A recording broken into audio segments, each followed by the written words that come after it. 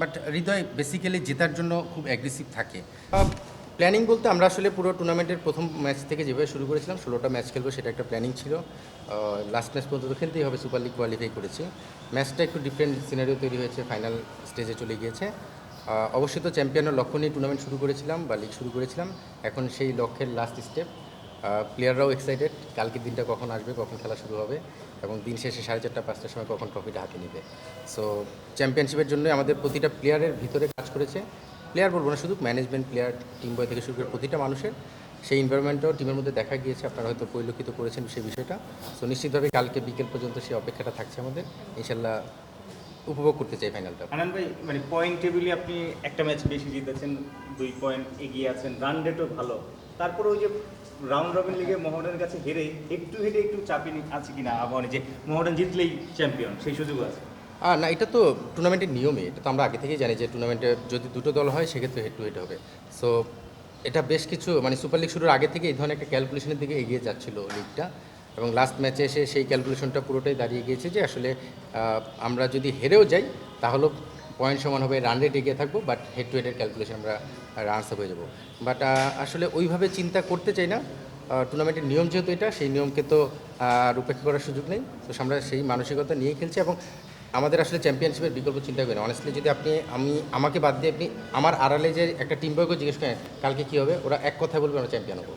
So এই কনফিডেন্সটা প্রথম থেকেই ছিল এবং সেই প্রথম থেকে আমি যদি বলি আমাদের 3জন প্লেয়ার চলে গিয়েছে, শান্ত, মোমিনুল, নাহিদ। তারা থাকা অবস্থায় তারা কিন্তু সেই মোটিভেশনটা দিয়েছে। স্পেশালি শান্ত যখন ক্যাপ্টেন ছিল, শান্তর কাছ থেকে আমরা সেই মোটিভেশন পেয়েছি। আর মোসাদ্দেক তো চ্যাম্পিয়ন প্লেয়ার, আবাহনীর চ্যাম্পিয়ন সবসময় পায়। সো আমার মনে হয় যে টিমের প্রতিটা মানুষের মধ্যেই সেই কাজটা করছে এবং পয়েন্ট টেবিল বা অন্যান্য কোনো কিছু না, জাস্ট একটা ম্যাচ। পুরো দেশের যে একটা পরিবর্তন হয়েছে রাজনৈতিক, যে সব কিছু মিলে তারপর আবাহনীর দল গড়া একটু লো বাজেট বলা যায়, মানে সেই লেভেলের বাজেট না। হান্নান সরকার প্রথমবার হেড কোচের ভূমিকায় এত চ্যালেঞ্জ উত্তরে শেষ পর্যন্ত থাকা এবং চ্যাম্পিয়নের খুব কাছাকাছি যাওয়া আসে চ্যাম্পিয়নশিপের। আমি তো আসলে প্রথম থেকেই একটা কথা বলেছি, যখন দল গঠন করা হয়েছে তখন থেকেই বলেছিলাম যে আসলে বাজেটের একটা স্বল্পতা রয়েছে, প্রেক্ষাপটও চেঞ্জ হয়েছে, অনেকেই ট্রাস্টের জায়গা থেকে ভয় পাচ্ছিল পেমেন্ট ইস্যু বা বিভিন্ন ইস্যু নিয়ে। বাট বাজেট কম, কিন্তু বাজেটে কীভাবে সবাইকে স্যাটিসফাইড করা যায় সেটা এনশিওর করা হয়েছে। অনেস্টলি যদি আমাকে জিজ্ঞেস করেন, আজকেও আমরা একটা পেমেন্ট করছি, যেটা আপনারা অলরেডি জানেন যে প্রায় 80% পেমেন্ট হয়ে গেছে, আজকেও আরেকটা পেমেন্ট করা হচ্ছে। সো পেমেন্টের জায়গা থেকে ভরসাটা কিন্তু প্রথমেই অর্জন করা হয়েছিল। আবাহনী দল হিসেবে যে ঐতিহ্যবাহী একটা দল, সেটা এই বছর অন্তত এখন পর্যন্ত সেটা কন্টিনিউ করছে। প্রেক্ষাপট চেঞ্জ হয়েছে, দ্যাটস ট্রু। ম্যানেজমেন্টও চেঞ্জ হয়েছে, কোচও চেঞ্জ হয়েছে, সব কিছু মিলে অনেকগুলো পরিবর্তন হয়েছে। বাট ওই যে নামের একটা ওজন সবসময় বলা হয় না, সেই ধরনের ওজন হয়তো একটা ভিতরে কাজ করে। যখনই আবাহনী মডার্ন এই দলের জার্সিগুলো গায়ে জড়ায় যে কোনো প্লেয়ারই, নিশ্চিতভাবে আলাদা একটা ফিলিংস, একটা ইমোশন কাজ করে। সো নিশ্চিতভাবেই আবাহনী দলের প্লেয়ারদের মধ্যে সেই বিষয়টা কাজ করছে। আপনি দেখবেন যে সিনিয়র বেশ কিছু প্লেয়ারের সঙ্গে আপকামিং কিছু প্রমিজিং প্লেয়ার রয়েছে, তাদের স্বপ্ন ছিল একসময় হয়তো আবাহনী মডার্নে খেলবে। তো সেই স্বপ্ন পূরণের যে একটা ইচ্ছা, সেটা পূরণ হয়েছে। সঙ্গে চ্যাম্পিয়নশিপের স্বাদটা তো তারা অবশ্যই নেওয়ার অপেক্ষায় আছে। ছাত্র, আপনার ছোটো থেকে আপনি ওকে দেখছেন আন্ডার 19 লেভেলে, কিন্তু আপনার ছাত্র ইদানিং কথায় কথায় মাথা গরম হয়ে যাচ্ছে এবং সে এটা খেসারতও দিচ্ছে। মানে 4 ম্যাচের ব্যান পেয়েছে সে, লাস্ট যে একটা ইস্যু হয়েছে সেটার উপর। তো হৃদয়ের এই ব্যাপারটা আপনি কীভাবে দেখছেন? একবার ব্যান দেওয়া, ব্যান সরিয়ে দেওয়া, আবার নেক্সট ইয়ারের জন্য ব্যান করা, লেটেস্ট হচ্ছে আবার 4 ম্যাচের জন্য ব্যান করা, এটা দেশের ক্রিকেটে কতখানি প্রভাব ফেলছে এবং হৃদয় কি ছোটো থেকে এরকম মাথা গরম ছিল কিনা? হৃদয় বেসিক্যালি খুবই অ্যাটাকিং একজন প্লেয়ার, সবসময় জিততে চায়, সবসময় চ্যাম্পিয়ন হতে চায়। তার সেই মানসিকতা অনেক আগে থেকে আমি জানি এবং হৃদয়ের সঙ্গে আমার খুবই ক্লোজ একটা অ্যাটাচমেন্ট আছে।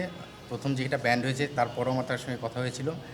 লাস্ট যেটা ইনসিডেন্ট হলো সেটা আসলে আমি নিজেই একটু আপসেট হয়েছি যে আসলে আবার এটা হওয়াটা আমি মেনে নিতে কষ্ট হয়েছে। বাট হৃদয় বেসিক্যালি জেতার জন্য খুব অ্যাগ্রেসিভ থাকে। অনেক সময় আমরা জানি যে প্লেয়াররা হিট অফ দ্য মোমেন্টে অনেক সময় অনেক ইনসিডেন্ট করে ফেলে, যেটা হয়তো সে জানে করবে না, কিন্তু ওই মুহূর্তে হঠাৎ করে ঘটে যায়, যেটা আমাদের লাইফেও হয়েছে। আমিও জীবনে সাসপেন্ড হয়েছি, ব্যান্ড হয়েছি। সো এটা হিট অফ দ্য মোমেন্টে হয়ে যায়, যার যার জীবনে ঘটেছে সে সেটা রিয়েলাইজ করতে পারে। আপনি দেখবেন অনেক প্লেয়ারের ক্ষেত্রে এই ধরনের ইনসিডেন্ট হয়েছে, অনেক বড় প্লেয়ারের ক্ষেত্রে। সো হৃদয় হয়তোবা সেই সময়টা টেম্পারটা লুজ না করলে ভালো হতো, যেটা তার কেরিয়ারের জন্য খুব ইম্পর্টেন্ট ছিল। কারণ আমরা জানি যে আপনারাই আলোচনায় এনেছেন একটা সময় যে হৃদয় হয়তো ক্যাপ্টেন্সি দৌড়ে রয়েছে বাংলাদেশ দলে। সো নিশ্চিতভাবেই মোহামেডান ক্যাপ্টেন হয়ে সে খেলছিল, যদি মোহামেডান চ্যাম্পিয়ন হতো, তার হাতে ট্রফিটা যেত, সেটা তার একটা অ্যাচিভমেন্ট হতে পারতো। আমি সেই অ্যাঙ্গেল থেকেও তাকে বোঝানোর চেষ্টা করেছিলাম। বাট যাই হয়েছে আসলে হিট অফ দ্য মোমেন্টে হয়ে গিয়েছে। তবে নিশ্চিতভাবেই এটা কোনোভাবেই কাম্য না এটা হওয়াটা। বাট যেটা হয়ে গেছে আমি শিওর যে এটা থেকে শিক্ষা নেওয়ার চেষ্টা করবে শুধু হৃদয় না, আমাদের প্রতিটা প্লেয়ার। লাস্ট যে ম্যাচে সে ব্যান হলো সে কিন্তু সে তেমন কোনো প্রতিবাদ করেনি, তার আউটটা আর কি হয়নি, সে সেটা বলতে গিয়ে থেমে গিয়েছে। মানে এইটা আবার কি নেগেটিভ ইম্প্যাক্ট ফেলছে কিনা যে আম্পায়াররা তার এগেনস্টে বেশি করে যাচ্ছেন, বা জিনিসটা কীভাবে দেখছেন? অনেস্টলি যদি আমাকে জিজ্ঞেস করেন হৃদয়ের আউটটা আমি আসলে ওইভাবে দেখা হয়নি। পরে আমি আর রিপ্লেও দেখিনি। আমি আসলে তখন আমার বিকেএসপি খেলা শেষ করে বাসে আসছিলাম, তখন আমি শুনলাম যে হৃদয় একটা আউট নিয়ে কিছু শো করেছে বা কিছু। আমি আসলে ভিডিওটা দেখিনি, এই জন্য আমি খুব একটা কমেন্টস করতে পারছি না। বাট নিশ্চিতভাবেই ম্যাচ রেফারি আম্পায়ার তারা তাদের জায়গায় তাদের ডিউটিটাই করছে। এবছর অন্তত আমি বলতে পারি যে আপনি যদি আবাহনীর অ্যাগেনস্টেও বলেন, বেশ কিছু ডিসিশন কিন্তু গিয়েছে। আমি প্রতিবাদও করেছি, সেটা প্রতিবাদটা হয়তো আমি মিডিয়ার সামনে করিনি, যেটা প্রসেস, যেটা আম্পায়ার ডিপার্টমেন্টে লিখিত জানাতে হয়, যেটা কোচ রিপোর্টের মাধ্যমে, পাশাপাশি ম্যাচ রেফারিকে ম্যাচ চলাকালীন সময় সেটাও আমি করেছি। কিন্তু তারা চেষ্টা করছে, আমি বলবো যে আম্পায়ার এবং ম্যাচ রেফারিরা তাদের জায়গা থেকে তাদের অনেস্ট ডিসিশনগুলো দেওয়ার চেষ্টা করছে, ভুল হচ্ছে। আপনি একটা জিনিস দেখবেন, এবার কোনো দলকে কিন্তু সাপোর্ট করা হয়নি। মানে আগে হয়তো একটা আম্পায়ারদের বা ম্যাচ রেফারিদের ব্যাপারে একটা বদনাম ছিল, যারা সাপোর্ট করছে। এবার আপনি দেখবেন অনেকেই যারা ভুল করছে তারা সেটাকে ভুল হিসেবেই দেখছে, তারা কিন্তু ইচ্ছাকৃত করছে না। অন্তত এটুকু আমি ইনশিওর করতে পারি যে আম্পায়াররা ভুল করছে, তাদের ভুল করার যে বিষয়টা সেটা তাদের কোয়ালিটি নিয়ে আপনি কথা বলতে পারেন। এখন আমাদের অপশন কী আছে, আম্পায়ারদের যে পুলটা আপনি যদি দেখেন, আমি এটা নিয়ে কথা বলেছি আম্পায়ার ডিপার্টমেন্টের সঙ্গে, যারা এই পজিশনে রয়েছেন তাদের সঙ্গে কথা হয়েছে। আসলে পুলটাও খুব বড় না, স্বাভাবিকভাবে অনেকগুলো খেলা চলছে, অনেক ম্যাচ চলছে, সেই জায়গা থেকে আম্পায়ার ম্যাচ রেফারি তারা কারো উপর রাগ ক্ষোভ ছাড়ছে সেটা আমি বলবো না। তারা তাদের জায়গা থেকে বেস্ট করার চেষ্টা করছে।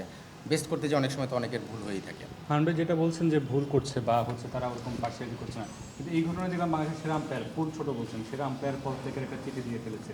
তো আমাদের জন্য তো এটা আরও বেশি আম্পায়ারদের জন্য নেগেটিভ হচ্ছে কিনা? এটা সম্পূর্ণ আসলে আপনি সৈকত ভাইয়ের কথাই বলছেন মনে হয়। এটা সম্পূর্ণ সৈকত ভাইয়ের ব্যক্তিগত জাজমেন্ট এবং ব্যক্তিগত মতামত।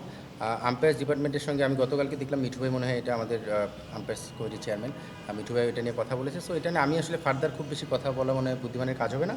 তবে সৈকত ভাইয়ের মতো আম্পায়ারদেরকে নিশ্চিতভাবে আমরা চাই যে মাঠে থাকুক, এবং স্বাভাবিকভাবে উনি আমাদের আম্পায়ার ডিপার্টমেন্ট বা আম্পায়ার জগতের জন্য একজন আইডল হতে পারেন। সো আমি চাই যে সৈকত ভাই মাঠে কাজ করুক এবং আমাদের আম্পায়ারদেরকেও গাইড করুক।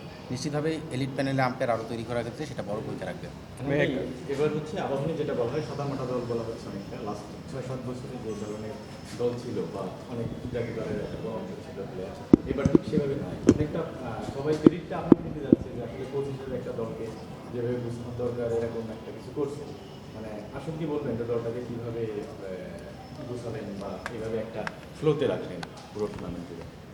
আসলে আপনি যদি দেখেন, ক্রেডিট আসলে আপনি ইন্ডিভিজুয়াল কাউকে দিতে পারবেন না। আপনি যদি অনেক ভালো একটা কাজ করতে চান, অপর সাইড থেকে যদি সে সাপোর্টটা না পান, তাহলে আসলে ক্রেডিটটা আপনার সাকসেস এনে দিবে না।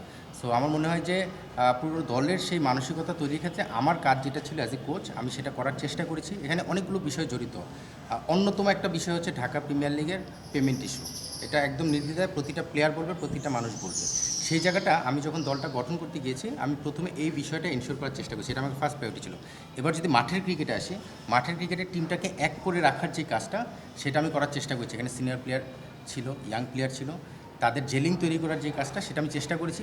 এখানে আমার সবচেয়ে বড় ক্রেডিট দিতে হবে আমাদের ক্যাপ্টেনকে, আমাদের শান্ত এবং মোসাদ্দেক, এই দুজন ক্যাপ্টেন আসলে এটা এত চমৎকারভাবে করেছে। মানে যেহেতু আমি মোসাদ্দেকের সঙ্গে এর লাস্ট যখন কাজ করেছি তখন আবাহনীর অ্যাসিস্ট্যান্ট কোচ ছিলাম, মোসাদ্দেক প্লেয়ার ছিল। শান্তর সঙ্গে আমি ম্যানেজার হিসেবে কাজ করেছি বেশ কয়েকটা জায়গায়, সিলেক্টর হিসেবেও কাজ করেছি, মিটিং করেছি। সো শান্তর সঙ্গে আমার সেই অ্যাটাচমেন্ট আছে। ইভেন মিনিস্টার আসে যখন লোকাল একটা টুর্নামেন্ট হলো দেশি প্লেয়ারদের নিয়ে T20, সেখানেও আমি যখন দল করেছিলাম সেখানে শান্তকে ক্যাপ্টেন করা হয়েছিল। সেখানে আমার একটা সাপোর্ট ছিল সেই ডিসিশন মেকিংয়ের ক্ষেত্রে। সো আমার মনে হয় যে এদের দুজনের ব্যাপারে আমি খুব ভালো জানি, এরাও আমার উপর ট্রাস্ট করে। সো টিমটা যখন গঠন করা হয়েছে তখন তাদের সেই ফুল সাপোর্টটা আমি পেয়েছি। আপনি প্লেয়ার্স সাপোর্ট যদি পুরোপুরি না পান, তখন আপনি টিম থেকে ভালো রেজাল্ট আউটকামটা আনা কঠিন।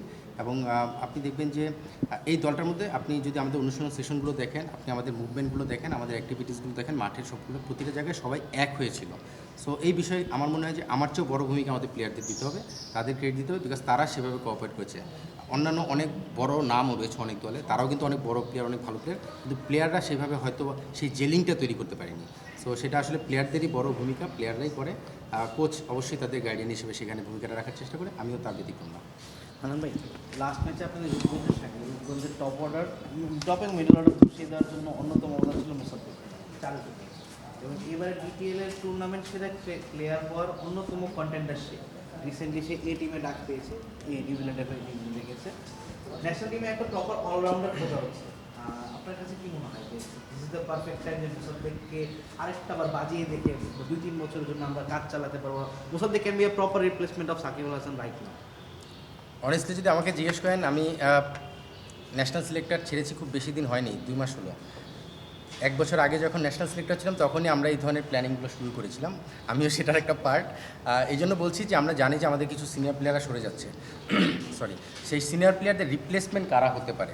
আমরা জানি যে ওয়ার্ল্ডের সেরা অলরাউন্ডার সাকিব আল হাসান আর খুব বেশি দিন কন্টিনিউ করবেন, এবং আমি থাকা অবস্থায় রিটায়ারমেন্টের অ্যানাউন্সমেন্ট এসেছে তার কাছ থেকে। সো সেখান থেকে আমাদের কিছু রিপ্লেসমেন্টের অপশন আমরা চিন্তা করছিলাম। মোসাদ্দেক সেই প্রসেসের মধ্যে ছিল। আপনি যদি দেখেন, মোসাদ্দেক গত বছর মানে লাস্ট যে এনসিএল হলো ফার্স্ট ক্লাস ক্রিকেট, সেটাতে ম্যাচ খেলেছে। তার আগের 2 বছর কিন্তু ম্যাচ খেলেনি। সো নিশ্চিতভাবেই মোসাদ্দেক ম্যাচ হঠাৎ করেই খেলেনি, এটা একটা প্ল্যানিংয়ের পার্ট ছিল। তাকে পাকিস্তান পাঠানো হয়েছিল এই টিমের সঙ্গে, সেটাও কিন্তু একটা প্ল্যানিংয়ের পার্ট। সো হুট করে মোসাদ্দেক এবার প্রিমিয়ার লিগ পারফর্ম করে চলে এসেছে, ব্যাপারটা তা না।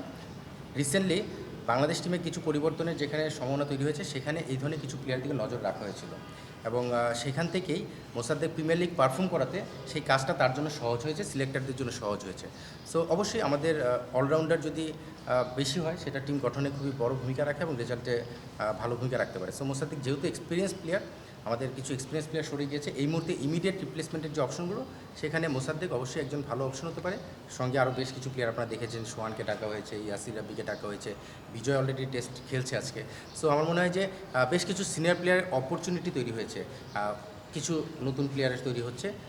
সো নিশ্চিতভাবেই সিনিয়র কিছু প্লেয়ার সরে যাওয়ার কারণেই এই ধরনের পরিস্থিতি বা এই ধরনের এনভায়রনমেন্ট তৈরি হয়েছে। অনেকেই আগে রাগ খুব প্রকাশ করেছে, এদেরকে কেন ডাকা হচ্ছে না, ওদেরকে কেন ডাকা হচ্ছে না। সময় আসলে ডাকা হবে, সেই সময়টা এখন এসেছে। ভাই লাস্ট কোশ্চেন, আপনি তো সিলেক্টেড ছিলেন, সরি, তাদের ডাকাটা একটু লেট হয়ে গেল কিনা? মানে যখন শুরু ছিল মুশফিক ভাই, মাহমুদুল্লাহ ভাই বা সাকিব আল হাসানকে রেস দিয়ে তাদেরকে বাজিয়ে দেখার একটা অপশন ছিল কিনা, বা লেট হয়ে গেল কিনা, যেহেতু আমরা টিমের একটা ক্রাইসিস মোমেন্ট চলছে? এটার ব্যাপারে কথা বলতে গেলে আমি এর আগে কথা বলেছি যে এটা করতে পারলে ভালো হতো। যেটা হয়নি সেটা পাস্ট, সেটা এখন আর আমি টেনে আনতে যাচ্ছি না। আসলে অনেস্টলি যদি আমাকে জিজ্ঞেস করেন, আমি সিলেক্টর হওয়ার পরে এই ধরনের আলোচনাগুলো আমি আমাদের সিলেকশন মিটিংয়ে বা আমাদের টপ ম্যানেজমেন্টের সঙ্গে আমি আলোচনা করেছি, আমরা আলোচনা করেছি, বেসিক্যালি আমি বলবো না, আমরা আলোচনা করেছি। তার কিছুটা প্রতিফলন আমরা আশা করছিলাম যে সামনে সুযোগ পেলে দেখা যাবে। নিশ্চিতভাবে আরও অপরচুনিটি আসবে। তবে একটা সবচেয়ে পজিটিভ দিক এখানে আপনি দেখবেন, কাউকে রেস দিয়ে খেলানোর চিন্তা করলে সেই রেসটা দেওয়ার ক্ষেত্রে চিন্তা করতে হবে যে সামনে কী সিরিজ আছে, সামনে কী খেলা আছে, সেই অনেকগুলো বিষয় জড়িত থাকে। এখন যেহেতু এ টিমের অপরচুনিটি আছে, আমাদের গত 2 বছর যাবত এ টিমের অ্যাক্টিভিটিস বেড়েছে, নিশ্চিতভাবে এই ধরনের প্লেয়াররা এই টিমে পারফর্ম করে আসার সুযোগ থাকবে।